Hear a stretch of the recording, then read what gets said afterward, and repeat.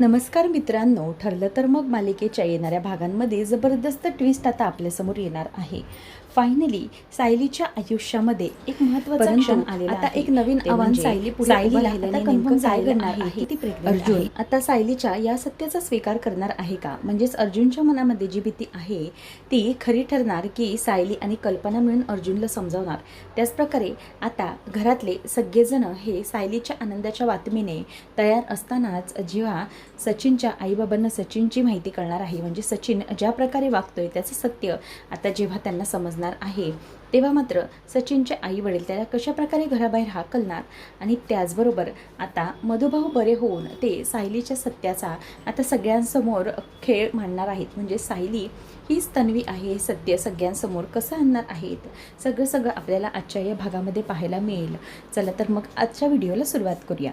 आतापर्यंत आपण मालिकेत पाहिलं की अर्जुनने सगळ्या गोष्टींसाठी आता अस्मिताचा पाठलाग करण्याचं ठरवलं. म्हणजेच अस्मिताला सगळं काही व्यवस्थित होऊ देण्यासाठी, म्हणजेच अस्मिताचं बाळ ही अर्जुनची आता पहिली प्रायोरिटी झालेली आहे. त्यामुळे अर्जुन ज्याप्रमाणे ठरवतोय त्याचप्रमाणे आता घरातले सगळेजण अस्मिताला पाठिंबा देण्यासाठी तयार झालेले आहेत. तर इथे पूर्णाजी आणि घरातले बाकीचे सगळेजण हे खूपच खुश असतात. अशामध्येच आता सायलीसमोर एक नवीन आव्हान उभं राहिलं आहे. म्हणजे सायलीला एक बातमी समजली आहे की सायली गरोदर आहे. तिने प्रेग्नन्सी किट आणल्यानंतर तिच्यासमोर एक मोठं सत्य आलं आहे. त्यासाठी ती खूपच खुश आहे. परंतु अर्जुन या सत्यासाठी तयार नाही. अर्जुनला अजूनही एक वेळ हवी आहे. म्हणजेच जे काही अस्मिताताईच्या बाळाच्या बाबतीत घडलं आहे ते आपल्या बाबतीत घडू नये. आपण बाळासाठी तयार नसताना जेव्हा बाळ आपल्या आयुष्यात येतं तेव्हा त्या बाळाला हा त्रास सहन करावा लागतो. त्यामुळे अर्जुनने आताच ठरवलं आहे की काही झालं तरीही या गोष्टींचा आपण पाठलाग करायचा नाही. आपल्याला आपण अजूनही बाळ होऊ द्यायचं नाही, हा चान्स इतक्यात घ्यायचा नाही आहे असं अर्जुनने ठरवलेलं आहे. त्यामुळे सायलीला या बातमीचा जबरदस्त असा धक्का बसला आहे. सायली ठरवते की आपण काही झालं तरीही या गोष्टींचं अर्जुन सरांना सांगायचं. म्हणजे किती काही झालं तरीही ही बातमी जर अर्जुन सरांना समजली तर नेमके ते काय रिॲक्ट करतील याबद्दल तिच्या मनामध्ये विचार सुरू असतात. परंतु अचानकच अश्विनने जेव्हा सायकॅट्रिस्ट पूर्णाजीच्या ट्रीटमेंटसाठी येणार आहे हे सांगितलेलं असतं, त्याच वेळेला मात्र आता हे सगळं ऐकल्यानंतर अर्जुनला खूप मोठी भीती वाटत असते. कारण की सायकॅट्रिस्ट आल्यानंतर पूर्णाजीची तब्येत किंवा हालत काय होऊ शकते हे त्याला अगदी बरोबर माहीत असतं. त्यामुळे तो सगळ्या गोष्टी या टाळण्याचा प्रयत्न करत असतो. त्याचबरोबर इथे आता सायली हे पूर्णाजीबरोबर वेळोवेळी असते. सायकॅट्रिस्ट जे काही करत असतो ना त्याबरोबर ती असते. आणि कल्पनाने प्रतिमा हे सांगितलेलं असतं की सायकॅट्रिस्ट येणार आहे. त्यामुळे प्रतिमा आणि रविराज दोघंजणही आलेले असतात आणि ते दोघंजणही आता त्या सायकॅट्रिस्टच्या ट्रीटमेंटला पूर्णाजी काय प्रतिसाद देते ते पाहण्यासाठी थांबलेले असतात. तर इथे सायलीला म्हणजेच तन्वीला पूर्णाजीने सांगितलेलं असतं की तू तिथेच थांब. म्हणजे कसं आहे ना की किती काही झालं तरीही माझ्या या ट्रीटमेंटमध्ये तू मला बरोबर हवी आहेस, किती काही झालं तरीही. तेव्हा आता पूर्णाजीला जे काही सायकॅट्रिस्ट ट्रीटमेंट देत असते, म्हणजे जे डॉक्टर तिला काही विचारत असतात त्या प्रश्नांची उत्तरं पूर्णाजी देत असते. परंतु ती अगोदरच्या काळामध्ये असते. तिला अर्जुनचं लग्न किंवा काही या गोष्टी तितक्याचं माहीत नसतात आणि त्याचमुळे पूर्णाजी त्या गोष्टींना तितकासा प्रतिसाद देत नसते. याचं आता सगळ्यांना खूपच वाईट वाटत असतं. पण आता करायचं काय? पण सायलीने अजिबात हार मानलेली नसते. सायली ठरवते की काही झालं तरीही पूर्णाजी ही या सगळ्या गोष्टींना सामोरे जाणार. मी तिला मदत करेन. आणि पूर्णाजीची जी सायकॅट्रिस्टची ट्रीटमेंट घेऊन हालत झालेली असते ती अर्जुनला काही पावलेली नसते. अर्जुनला त्याचं खूप वाईट वाटतं. अर्जुन म्हणतो की हे सगळं जे काही पूर्णाजीचं होतं आहे त्यामागे खरंच खूप वाईट वाटतं आहे. कारण की पूर्णाजीची तब्येत ही अजिबात बिघडली नाही गेली पाहिजे. पूर्णाजी ही कायम चांगली राहिली पाहिजे असं सगळ्यांना घरातल्यांना वाटत असतं. परंतु आता सगळे म्हणजेच कल्पना समजवते की अर्जुन असं होणार नाही. आणि त्यावेळेला अश्विनही म्हणतो की पूर्णाजीची तब्येत ही नेहमीच तशीच राहणार नाही आहे. कारण की तिला एका विशिष्ट प्रकारच्या ट्रीटमेंटला सामोरं जावं लागणार आहे. तन्वीमुळे तिला खूप मोठा धक्का बसलेला होता त्या प्रियामुळे. त्यामुळे तिच्या आयुष्यात ही जी काही उलथापालथ होती ना ती सगळी तिच्यामुळेच घडली. त्यामुळे हे सगळं सहन करायला तिला खूप असा वेळ लागणार आहे. त्याचबरोबर इथे आता पूर्णाजी ही त्या सगळ्यांना म्हणत असते की मी व्यवस्थित आहे, मला काहीच डॉक्टरची ट्रीटमेंटची गरज नाही आहे. तुम्ही उगीचच डॉक्टरला बोलवताय. त्यामुळे उगीचच त्या डॉक्टरला बोलवून मला नको त्या प्रश्नांची उत्तरं द्यायला लावू नका. मला हे अजिबात आवडणार नाही आहे. आणि तेवढ्यातच आता पूर्णाजीला जी काही ट्रीटमेंट असते ती डॉक्टरची ट्रीटमेंट असते ना, त्या दरम्यान तिला सगळं काही आठवायला लागतं. म्हणजेच जे काही खरं असतं, जेव्हा खरी म्हणजेच खोटी बबली ही घरी आलेली असते आणि ती खरी म्हणून सर्वांसमोर मिरवत असते, हे सगळं म्हणजेच तिला प्रिया ही आठवायला हळूहळू लागलेली असते. आता त्या दरम्यानच पूर्णाजीला खूप वाईट वाटत असतं आणि ती रडत असते. तेव्हा सगळ्या घरच्यांसमोर ती म्हणते की जेव्हा मला डॉक्टर विचारत होते ना, त्यावेळेला ना मला एक मुलगी आठवली होती. अशी उंचसारखी मुलगी होती आणि ती मुलगी माझ्यासमोर तन्वी म्हणून आलेली आहे आणि मला ना त्याचं खरंच खूप वाईट वाटत होतं. समोर मला प्रतिमा आणि सगळे दिसत आहेत, पण कोणीही काही तिला बोलत नव्हतं. पण ती माझ्यासमोर बबली म्हणून आलेली होती, याचं ना मला खरंच खूप वाईट वाटत होतं.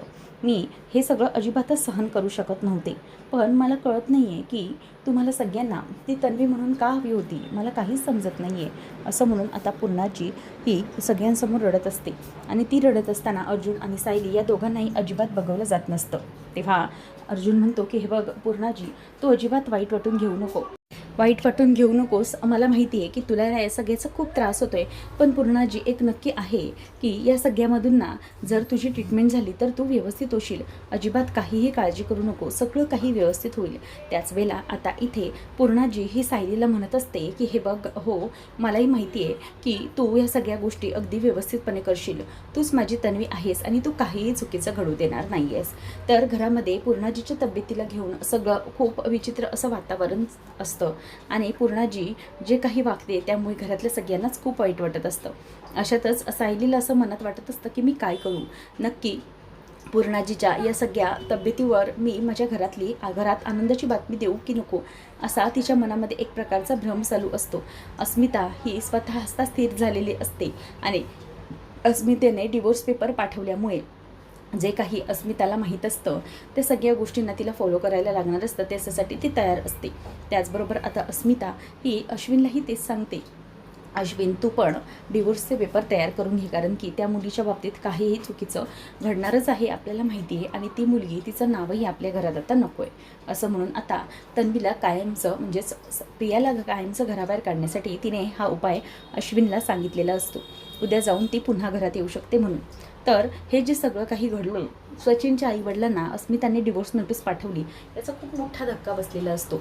आता सचिनला न सांगता अस्मिताला सचिनचे आईवडील हे दीक्षित फोन करतात आणि तिला विचारत असतात की अस्मिता बेटा, हे सगळं तू कशासाठी केलंस? आता एक मुलगा तुझ्या पदरात असतानाही तू सचिनला त्रास देत राहिलीस आणि त्याला डिवोर्सचे पेपर्स पाठवलेस, तुला काहीतरी कळतंय का?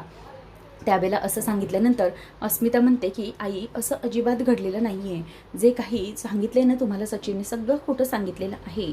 सचिन हा ऑलरेडी खूप मोठं प्रॉब्लेम करून कॅनडातून इथे आला आहे, तो बँकरप्ट झाला आहे, तिकडे त्याची नोकरी गेली आहे, तो इथे नोकरी सोडून वगैरे अजिबात आलेला नाही. हे ऐकल्यानंतर सचिनच्या आईवडिलांनाही धक्का बसतो आणि त्यावेळेला ती म्हणते की हो, मी जे सांगते ते खरं आहे, वाटल्यास तुम्ही एक दिवस घरी या, तुम्हाला सगळं काही सत्य सांगितलं जाईल. परंतु एक गोष्ट लक्षात ठेवा, मी आई वडील म्हणून कायम तुमचा स्वीकार केलेला आहे आणि किती काही झालं तरीही मी अजिबात खोटं बोलणार नाही. आणि अस्मिताकडून त्यांनी सगळं काही सत्य जाणून घेतलेलं असतं. त्यावर सचिन आता एका वकिलासोबत फोनवर बोलत असतो आणि तो फोनवर बोलत असताना सचिनचे आईवडील मागेच उभे असतात. तो फोनवर बोलत असतो की लवकरात लवकर प्रॉपर्टी पेपर्स तयार करा आणि जे दीक्षित आहेत, म्हणजेच दीक्षित त्याचे आईवडिलांचं नाव घेऊन तो म्हणतो की ते प्रॉपर्टी माझ्या नावावरती करणार आहेत, त्यामुळे या प्रॉपर्टीचा मालक एकमेव मी असणार आहे. असे काही पेपर्स तुम्ही तयार करा आणि लवकरात लवकर मला ते आणून द्या, म्हणजे मला पुढचे पावलं उचलायचे आहेत. म्हणजे आईवडिलांना धमकावून बरोबर मी प्रॉपर्टी माझ्या नावावरती करून घेणार आहे, असं सगळं आता तो तिथे सांगत असतो. आणि हे ऐकल्यानंतर मात्र त्या लोकांना जबरदस्त असा धक्का बसतो, म्हणजेच जे काही त्याचं खरं रूप आहे ते त्यांच्या समोर आलेलं असतं. तेव्हा सचिनचे आई वडील त्याला बघतात आणि म्हणतात की सचिन, हे सगळं काय बोलतोयस तू? तेव्हा तो पटकन फोन ठेवतो आणि खोटं नाटक करायला लागतो. म्हणतो की आई बाबा, मला खरंच खूप वाईट वाटते, मी वकिलांशीच बोलत होतो, म्हणजे अस्मिताने मला डिवोर्सची नोटीस पाठवली ना, त्याबद्दलच मी फोनवर बोलत होतो. आता सचिनच्या आईवडिलांना अगदी बरोबर समजलेलं असतं की हे जे काही सचिन बोललाय ना ते सगळं खोटं होतं. त्याच्या बोलण्यामागचा आणि बाकीचा सगळा खोटेपणा त्यांच्या अगदी व्यवस्थितपणे लक्षात आलेला असतो. आणि सचिनच्या आईवडिलांना जे काही सचिनने खोटं सांगितलंय तेही अस्मिताने घरात सांगितलेलं असतं. त्यामुळे सचिनचा आता लवकरात लवकर पर्दाफाश त्यांना करायचा असतो. तर इथे सचिनचे आईवडील त्याच्याकडे बघतच राहतात, कारण की तो पूर्णपणे खोटं बोलत असतो. तो म्हणतो की अस्मिताला प्रॉपर्टी हवी आहे, पण मी अजिबातच तिला उभं करणार नाही आहे, कारण की ह्या प्रॉपर्टीमध्ये फक्त तुमचा अधिकार आहे बाबा, यामध्ये माझं काही नाही आहे, त्यामुळे या प्रॉपर्टीमध्ये मी काहीही करू शकत नाही. खरं तर सचिनचं जे काही पूर्णपणे बोलणं असतं ते बोलणं त्यांनी ऐकलेलं असतं. तर इथे घरामध्ये जेव्हा सायली ही कल्पनाला आनंदाची बातमी देते, तेव्हा ही बातमी कल्पनाला कळल्यानंतर कल्पनाला खूप आनंद झालेला असतो. आणि कल्पना म्हणते की अगं सायली, अशी आनंदाची बातमी तू अशी चेहरा पाडून का देतेस? ही बातमी तर तुझी कन्फर्म आहे ना? तेव्हा सायली म्हणते की हो आई, बातमी कन्फर्म आहे, मी आताच म्हणजेच टेस्ट केली होती आणि त्यामधून ते क्लिअर झालं. तेव्हा मग कल्पना खूप खुश होते आणि म्हणते की अगं, मग अशी चेहरा पाडून ही बातमी का सांगतेस? ही बातमी खरंच खूप मोठी आनंदाची आहे. त्याच वेळेला आता लगेचच तिने असं बोलल्यानंतर अर्जुन तिथे आलेला आहे आणि अर्जुन हा सगळं ऐकतोय.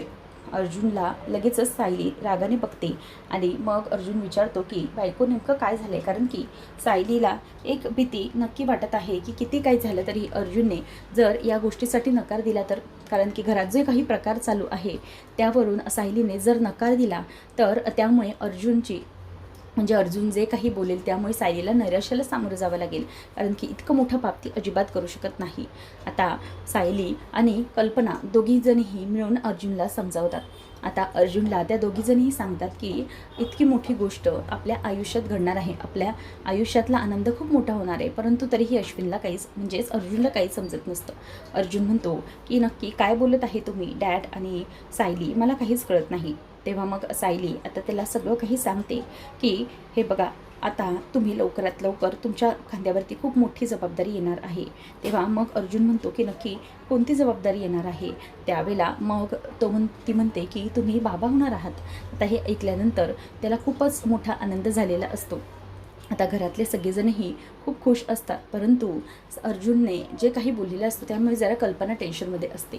कल्पना म्हणते की हे बघ अर्जुन, किती काही झालं ना तरीही तू या गोष्टीला नाकारायचं नाही आहे. सचिनसारखा तर तू माझा मुलगा नाही आहेस. सचिन हा वेगळ्या प्रकरणातला मुलगा आहे, त्याचं साक्षीसोबत वेगळे रिलेशन होते, म्हणूनच तो अस्मिताला किंवा बाळाचे एक्सेप्ट करायला काहीही तयार नव्हता. परंतु तू एक गोष्ट कायम लक्षात ठेव की किती काही झालं तरीही तुला बाळासाठी कायम तयार राहायचे आहे आणि तू उत्तम बाबा आणि सायली उत्तम आई होणार आहे, असं कल्पना, प्रताप आणि घरातले प्रत्येकजण त्यांना सांगतात.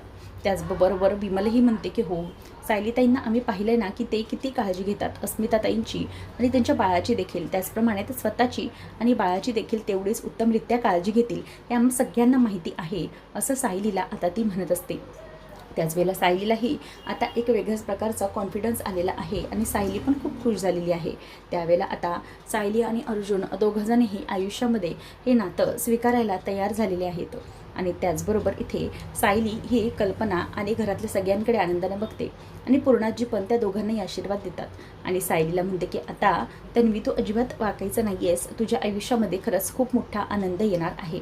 त्याचबरोबर आता इथे कल्पना ही सायलीला आता कुठल्याही कामाला हात न लावून देऊन तू नियमित पुस्तकं वाचायची आहेस आणि स्वतःची खूप काळजी घ्यायची आहे, असं सगळं काही तिला समजवते. आणि पूर्णाजीला खरं तर हळूहळू आता रिकव्हरी व्हायला मदत होते, म्हणजे बाळाच्या पायगुणामुळे का होईना, परंतु पूर्णाजीला आता ती तन्वी म्हणून हाक मारायला लागता पूर्णाजी आता सायली समजू लागलेली आहे आणि हळूहळू जे सत्य आहे ते आता पूर्णाजीला कळायला लागले. तिच्या ट्रीटमेंटमुळे आता पूर्णाजी ही सायली अशीच हाक मारायला लागलेली आहे आणि लवकरात लवकर ती या सत्यामधून बाहेर येत आहे. आता अर्जुनने ठरवल्याप्रमाणे तो अस्मिताला आणि अश्विनला तर डिवोर्स पेपर द्यायला लावत आहे. त्यांच्या दोघांचंही आयुष्य व्यवस्थित करता आता आणखी एक चांगली घटना ही अर्जुनच्या आयुष्यात घडते, ते म्हणजे की मधुभाऊ हे कोमातून बाहेर आलेले आहेत आणि कोमातून बाहेर आल्या त्यांना आपल्या साऊबाळाचं सत्य जगासमोर आणायचं आहे. सायली ही कशाप्रकारे त्यांचीच प्रतिमा आणि रविराज यांचीच मुलगी आहे आणि तीच खरी तन्वी आहे, हे सगळं आता रविराज आणि प्रतिमा समोर मधुभाऊंना आणायचं आहे. आणि मधुभाऊ हे बरे झाल्यानंतर ते स्वतः आता सायली आणि अर्जुन यांच्याकडे आल्यानंतर एक मोठा सत्याचा उलगडा घरच्यांसमोर करताना आपल्याला दिसणार आहेत. आता सायलीसमोर मधुभाऊ येतात, त्याच वेळेला सायलीला खूप मोठा आनंद होतो. खरं तर या अवस्थेत सायलीला मधुभाऊंची खूप गरज असते आणि मधुभाऊ त्याच वेळेला तिच्या पाठीशी तिच्या पाठीशी मधुभाऊ आता खंबीरपणे उभे राहताना आपल्याला दिसणार आहेत. कारण की आता जेव्हा सायलीचं सत्य हे मधुभाऊंना समजतं तेव्हा मधुभाऊंनाही त्याचा खूप मोठा आनंद होऊन आता मधुभाऊ हे घरी येऊन सगळ्यांना रविराज आणि प्रतिमा यांना खरं सत्य सांगतात. म्हणजे नेमकं काय घडलेलं आहे सायलीबद्दलचा सगळ्यात मोठा सत्याचा उलगडा मधुभाऊ करत आहेत. म्हणजे सायली हीच तन्वी आहे आणि तिचा लहानपणीचा फोटो हा सगळ्यांसमोर दाखवून मधुभाऊंनी सायली तन्वी असल्याचा आणि प्रतिमा आणि रविराज यांची मुलगी असल्याचा उलगडा केला आहे. हे सत्य समजल्यानंतर जेव्हा मी सांगायला येत होतो होळीच्या दिवशी त्याच वेळेला माझ्यावर कोणीतरी हल्ला केला होता आणि त्या हल्ल्यामध्येच मी इतक्या मोठ्या कोमामध्ये गेलो. परंतु हे सत्य मला सांगायचं होतं सायलीच्या आईवडिलांचं, असं तो सांगत असतो. आता नेमकं पुढे काय घडणार हे पाहणं रंजकतेचं ठरणार आहे. अशाच मालिकांच्या अपडेटसाठी चॅनलला सबस्क्राईब नक्कीच करा. धन्यवाद.